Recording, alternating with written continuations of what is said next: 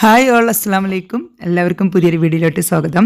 അപ്പോൾ ഇന്ന് ഞാൻ ഷെയർ ചെയ്യാൻ പോകുന്നത് നമുക്ക് ഈദിനൊക്കെ ട്രൈ ചെയ്യാൻ പറ്റുന്ന ഒരു അടിപൊളി റെസിപ്പിയാണ് കേട്ടോ. എപ്പോഴും നമ്മൾ ചിക്കനും മട്ടനും ബീഫൊക്കെ വെച്ചിട്ടുള്ള ഓരോ റൈസുകൾ ട്രൈ ചെയ്യുമ്പോൾ ഒരു വെജിറ്റേറിയൻ റൈസാണ് ഇന്ന് ഞാൻ നിങ്ങളുമായി ഷെയർ ചെയ്യുന്നത്. അപ്പോൾ നമ്മൾ 2 റൈസൊക്കെ ഉണ്ടാക്കുമ്പോൾ ഒരു ഐറ്റം ഈ ഒരു റൈസ് നമുക്ക് ട്രൈ ചെയ്യാവുന്നതാണ് കേട്ടോ. അപ്പോൾ ഈ വെജിറ്റേറിയനൊക്കെ വെജ് മാത്രം കഴിക്കുന്നവർക്കൊക്കെ നല്ല അടിപൊളി റെസിപ്പിയാണ്.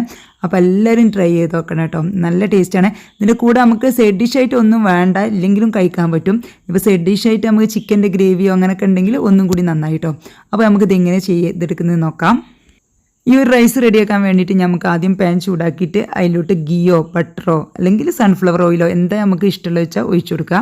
ഒരു 3 ടേബിൾ സ്പൂണോളം ഒഴിച്ചു കൊടുത്തിട്ടുണ്ട്. അപ്പോൾ ഇതിലോട്ട് കുറച്ച് പട്ട, ഗ്രാമ്പു, ഏലക്ക ഇട്ട് കൊടുത്തിട്ടുണ്ട് കേട്ടോ. അത് ചൂടായി വരുന്ന സമയത്ത് നമുക്ക് ഒരു സവാള കനം കുറച്ചത് അരിഞ്ഞിട്ടിട്ട് ഒന്ന് വഴറ്റി കൊടുക്കട്ടോ. അപ്പോൾ നല്ല ചൂടായതിന് ശേഷം നമുക്കിത് ലോ ഫ്ലെയിമിലിട്ടിട്ട് നമുക്കിതൊന്ന് അടച്ച് വെക്കട്ടോ. സവാള ഒന്ന് പെട്ടെന്ന് സോഫ്റ്റായി കിട്ടാൻ വേണ്ടിയിട്ടാണ്. അടച്ച് വെച്ച് ഇനി ഒരു 5 മിനിറ്റിന് ശേഷം ഞാൻ തുറന്നിട്ടുണ്ട് കേട്ടോ. അപ്പോൾ ഇത് നല്ല പോലെ ഒന്ന് ബ്രൗൺ കളർ ആയി വന്നിട്ടുണ്ട്. ഈ ഒരു സമയത്ത് നമുക്കിതിലോട്ട് റൈസ് ചേർത്ത് കൊടുക്കാം. റൈസ് ഞാൻ 2 കപ്പ് റൈസ് ഏകദേശം ഒരു 15 മിനിറ്റ് കുതിർത്തിയതിന് ശേഷമാണ് കേട്ടോ ഇതിലോട്ട് ഇട്ട് കൊടുക്കുന്നത്.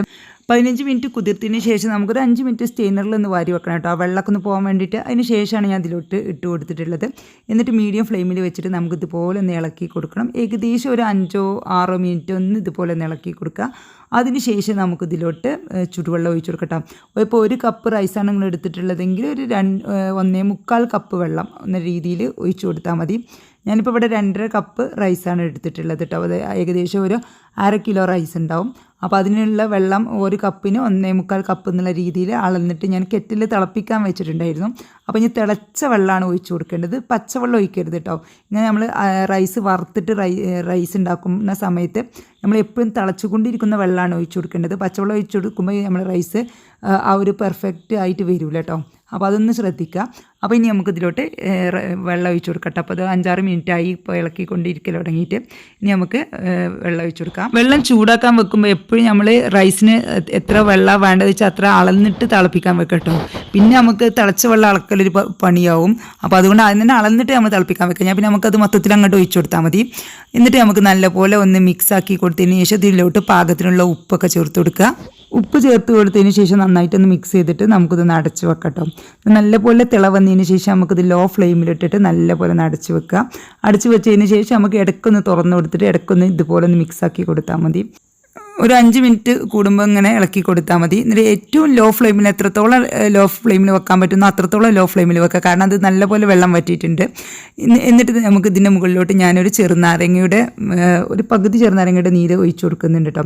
നല്ലൊരു ഫ്ലേവറും നല്ലൊരു ടേസ്റ്റും കിട്ടാൻ വേണ്ടിയിട്ടാണ്. അതിനുശേഷം നല്ലപോലെ ഒന്നും കൂടി മിക്സ് ചെയ്തെടുക്കുക. ചെറുനാരങ്ങയുടെ നീര് എല്ലാ ഭാഗത്തും എത്താൻ വേണ്ടിയിട്ടാണ്.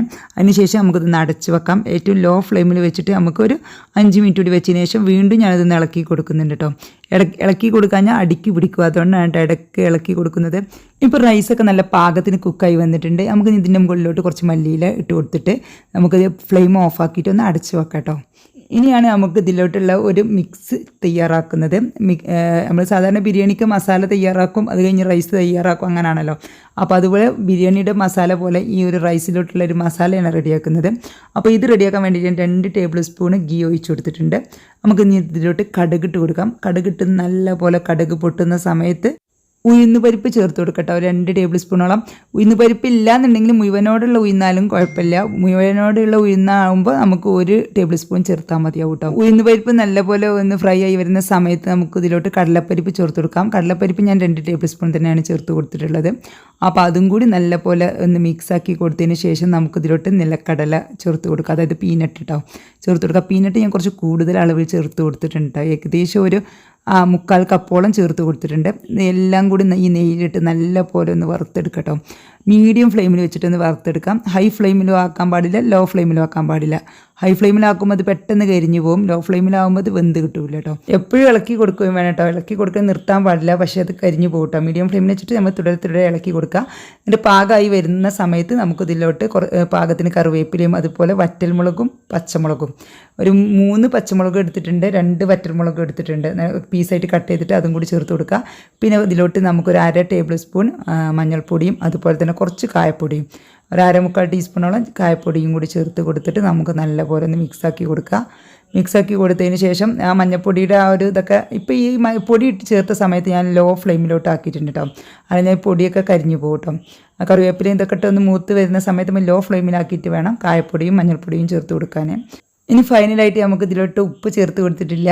അപ്പോൾ ഇതിലോട്ട് വേണ്ട, ഈ കടലിലോട്ട് വേണ്ട ഉപ്പും കൂടി ചേർത്തിട്ട് നല്ല പോലെ ഒന്ന് മിക്സ് ചെയ്ത് കൊടുക്കട്ടെ. ഉപ്പ് എല്ലാ ഭാഗത്തോട്ടും എത്തുന്ന രീതിയിൽ മിക്സ് ചെയ്ത് കൊടുക്കുക.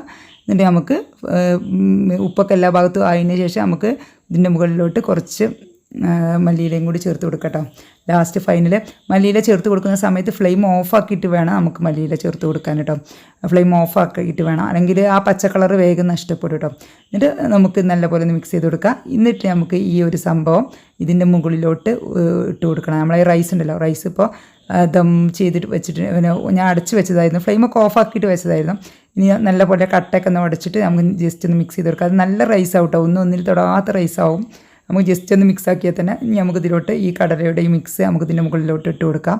നമ്മുടെ ഉഗ്രൻ കടല ബിരിയാണി റെഡി ആയിട്ടുണ്ട്. നല്ല ടേസ്റ്റാണ്, അടിപൊളിയാണ്. നമുക്ക് വെജിറ്റേറിയൻ റൈസ് ആയിട്ട് ട്രൈ ചെയ്യാൻ പറ്റുന്ന റെസിപ്പിയാണ്. കർണാടകയിലെ ഒരു ഫേമസ് റൈസാണ്, ചിത്രാന എന്നാണ് കർണാടകയിൽ പറയുക. അത് കുറച്ച് മാറ്റങ്ങൾ വരുത്തിയിട്ട് ചെയ്തതാണ് ഞാൻ. അപ്പോൾ നല്ല ടേസ്റ്റ് ഉണ്ട്, നമുക്ക് എല്ലാവർക്കും ഇഷ്ടമാവും. കർണാടകക്കാർക്ക് മാത്രമല്ല മലയാളീസിനും നല്ല ഇഷ്ടമാവുന്ന ടേസ്റ്റാണ് ഉണ്ടാക്കി നോക്കിയ സമയത്ത്. അപ്പോൾ പിന്നെ സ്കൂൾക്ക് ടിഫിൻ ബോക്സിലൊക്കെ കൊണ്ടുപോകാൻ പറ്റുന്ന ഒരു അടിപൊളി റെസിപ്പിയും കൂടിയാണ് കേട്ടോ. നമ്മൾ മക്കൾക്ക് രാവിലെ ടിഫിനാക്കിയിട്ട് എന്ന് വെച്ചാൽ നല്ല ഹെൽത്തി ആണല്ലോ, കുറേ കടലകളൊക്കെ കുട്ടികൾക്ക് പിന്നെ കഴിക്കാൻ പറ്റും ഈ ഒരു റൈസ് ഉണ്ടാക്കി കൊടുത്താൽ. ഈ ഒരു റൈസിൻ്റെ കൂടെ സൈഡ് ഡിഷായിട്ട് ഞാനിപ്പോൾ ചിക്കൻ ലെഗ് പീസ് കൊണ്ട് ഉണ്ടാക്കിയ ഒരു റെസിപ്പിയാണ് കേട്ടോ ട്രൈ ചെയ്തിട്ടുള്ളത്.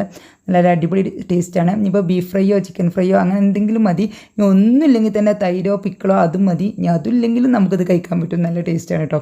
അപ്പോൾ എല്ലാവരും ഉണ്ടാക്കി നോക്കിയിട്ട് ഫീഡ്ബാക്കൊക്കെ അറിയിക്കുക. ഇഷ്ടമായ ഫ്രണ്ട്സ് ആൻഡ് ഫാമിലിക്ക് വേണ്ടി ഷെയർ ചെയ്ത് കൊടുക്കുക. ഈ ഇതിന് തന്നെ എല്ലാവരും ട്രൈ ചെയ്ത് നോക്കട്ടോ.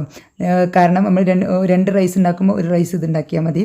അപ്പോൾ എല്ലാവരും തയ്യാറാക്കി നോക്കിയിട്ട് ഫീഡ്ബാക്ക് എന്തായാലും അറിയിക്കണം കേട്ടോ. അപ്പോൾ എല്ലാവർക്കും എൻ്റെ വക ഈദ് മുബാറക്. അസ്സലാമു അലൈക്കും.